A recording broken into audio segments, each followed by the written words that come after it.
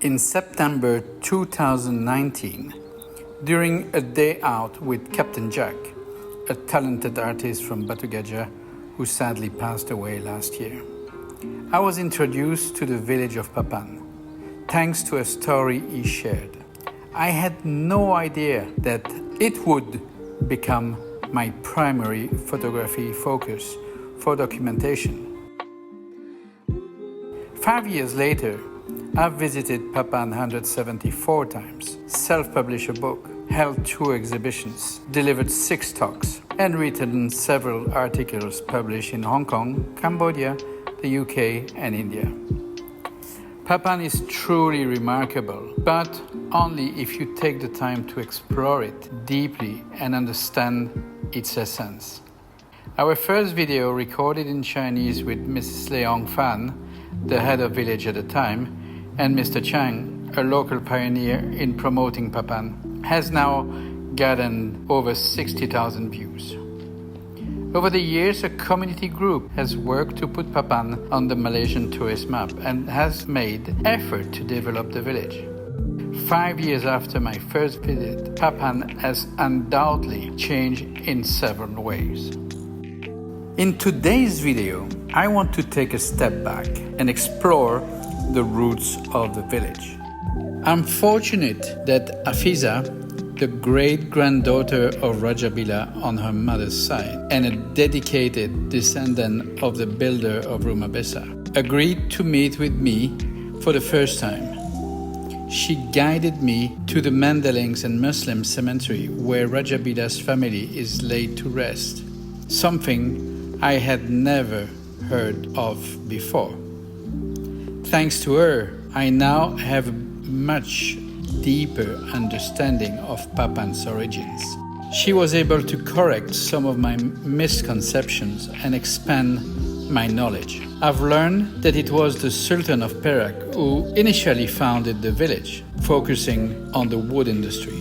Raja Bilah later developed and diversified the area, working closely with the British and concentrating on mining and farming. Raja Bilah was a Mandalay leader in Perak from 1877 until his death in 1911. After the Selangor War ended in 1873, Raja Bilah and his uncle Raja Asal, together with hundreds of their followers, including the Rawas, Tolu, and the Kah Yin Chu Hakas, moved to Perak from Kuala Lumpur. They have been moving from Hulu Bernam to Sungkai to Chicos and later to Slim. And in Perak, during that period, there was a change in leadership. Sultan Ismail was disposed and replaced by Sultan Abdullah. And with the signing of the Pangkor Treaty, J.W.W. Bush was appointed as the first British resident in Perak. And this changing scenario has an impact to Raja Asal and his followers. After the state was stabilized in a few months, the British on March 1876 awarded Raja Asal to work the tin mines between Kinta and Belanja. A year later, in 1877, the British awarded Raja Asal the sole right of mining from Papan mines to the mouth of the Kinta River, which was reported containing the most productive tin mines in the state. A few months after Raja Asal passed away, and the British then appointed Raja Bilah as a successor of Raja Asal, also took over the position as leader of the Mandaling community. Following his new position and responsibilities, Raja Bilah moved his family and his followers from Pengkalan Kaca to Papan in 1888. Raja Bilah revived the mining activities in Papan, making it the biggest Malay mining area in Kinta. He also managed the mining town and its multiracial population and ensured there's peace and stability in the mining town.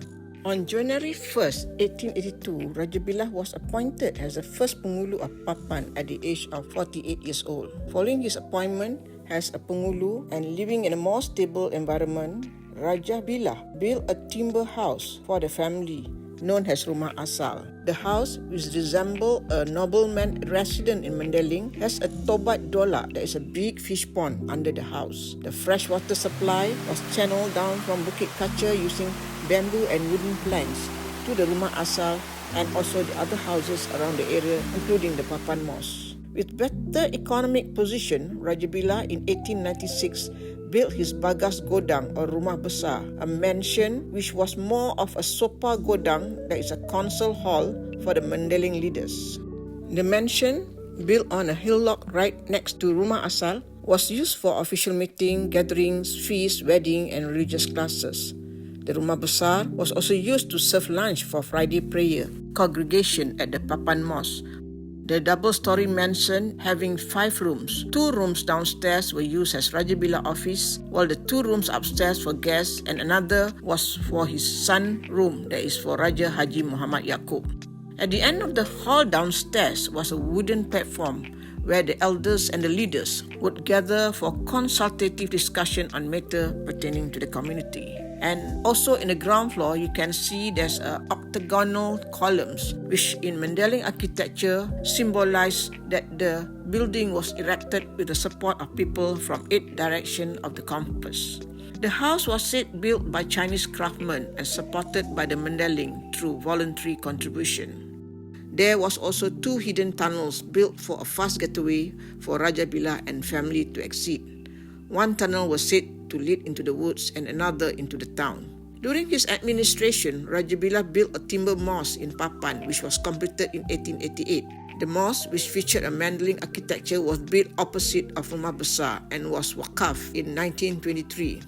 Raja Bilah retired as Penghulu of Papan at the age of 75 years old on 31st January 1909, passed away 2 years later on June 9, 1911 after an illness. His eldest son was appointed by the British to replace him as the Penghulu of Papan on 1st February 1909. I have fond memories of Rumah Besar Raja Bilah. It was like a museum when I was growing up. The house was full of antiques, books and old pictures. The hall downstairs of Rumah Besar was filled with few dining tables and chairs with handcrafted crochet tablecloth made by my aunties. Glass cupboards filled with books, family pictures and other important documents hanging on the wall, while beautiful lamp shades hanging from the ceilings. Upstairs, there were glass cupboards also along the walls filled with beautiful plates and saucers, tea sets, crystal glasses and vases. Most of them were imported from abroad, especially from United Kingdom. There were also wooden settee for us to sit down for a chat, and the rooms were filled with brass beads. Rumah Besar is where the men always hang out and slept, while the woman will be at Rumah Asal, busy cooking or helping out in the kitchen or just sitting around chatting. I used to run from one house to another, from Rumah Besar to Rumah Rasal and to my grand-auntie house, Raja Kamaruddin, when I was small.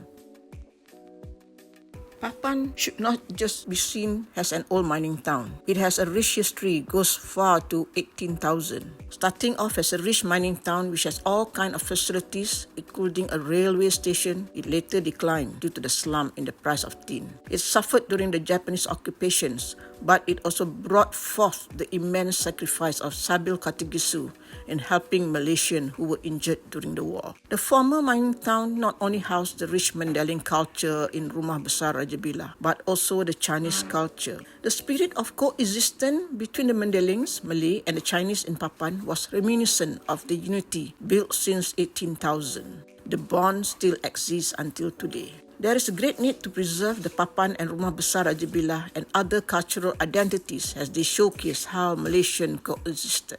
There are so many stories that need to be written about the beautiful relationship of the people in Papan. My hope is that the Perak government and the federal government will continue to preserve Papan, not only for heritage, but also to preserve the human connections between the people and the natural surrounding.